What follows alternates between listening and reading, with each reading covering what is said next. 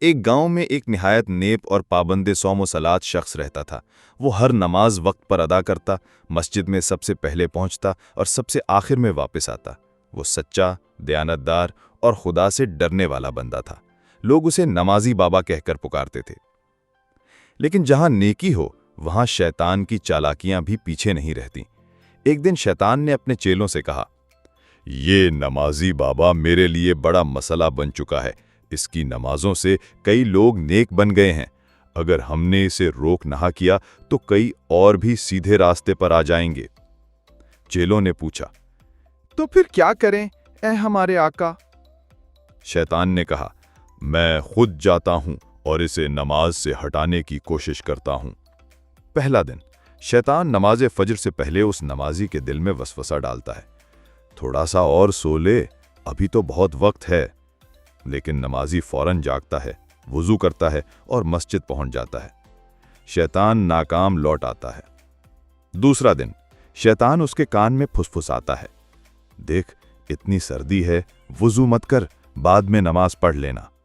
لیکن نمازی مسکرا کر کہتا ہے، میرا رب مجھے پکار رہا ہے اور میں سستی دکھاؤں؟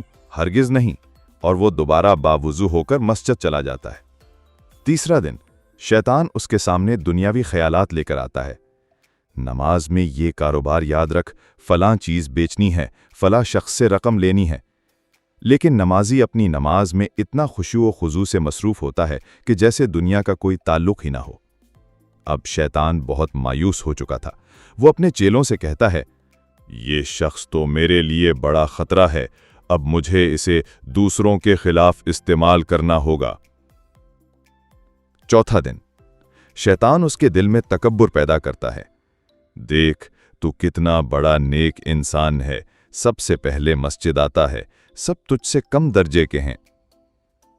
یہ وسوسہ نمازی کے دل کو چھو لیتا ہے۔ نماز کے بعد وہ اپنے دل میں سوچتا ہے، واقعی مجھ جیسا نمازی کوئی نہیں۔ شیطان خوش ہو کر ہنستا ہے اور کہتا ہے، آخر کار میں کامیاب ہو گیا۔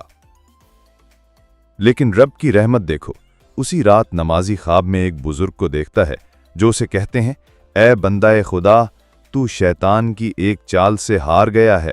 نماز صرف جسم کا عمل نہیں، دل کا خلوص بھی لازم ہے۔ تکبر سے تمام عبادت ضائع ہو جاتی ہے۔ نمازی گھبرا کر جاگتا ہے، روتا ہے، توبہ کرتا ہے اور اللہ سے معافی مانگتا ہے۔ اب وہ نہ صرف نمازی ہوتا ہے بلکہ عاجزی کا پیکر بن جاتا ہے۔ شیطان ہمیں نماز چھوڑنے پر نہیں اکسائے تو وہ ہماری نیت بگاڑنے، عاجزی ختم کرنے اور تکبر پیدا کرنے کی کوشش کرتا ہے۔ اصل کامیابی صرف نماز پڑھنے میں نہیں بلکہ اخلاص، خشوع اور عاجزی کے ساتھ نماز ادا کرنے میں ہے۔